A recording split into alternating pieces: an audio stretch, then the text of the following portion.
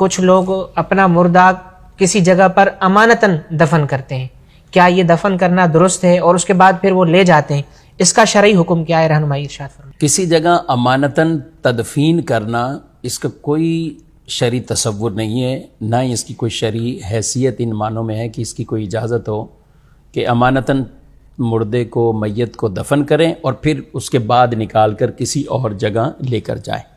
امانتاً تدفین یعنی یہ غیر شرعی عمل ہے۔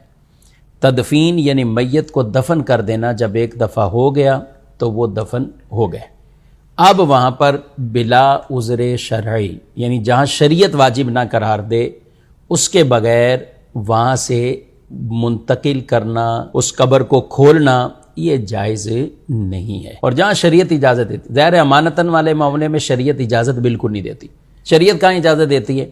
بالفرض کسی نے کسی کی ذاتی زمین میں، پرسنلی کسی کی ملکیت والی زمین تھی، اس کی اجازت کے بغیر وہاں دفن کر دیا اپنی میت، اور وہ کہتا ہے کہ بھئی میری زمین میں آپ نے دفن کیا ہے، آپ یہاں سے لے کر جائیں، تو یہ عذر ہے، یہ عذر ہے۔ اگر وہ راضی نہیں ہے اس تدفین پر تو مالک کی یہ زمین خالی کروا سکتا ہے۔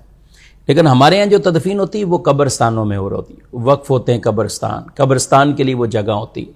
اب یہاں تدفین اس لیے کرنا کہ کل کو ہم میت نکال کر اپنے علاقے میں لے کر چلے جائیں گے۔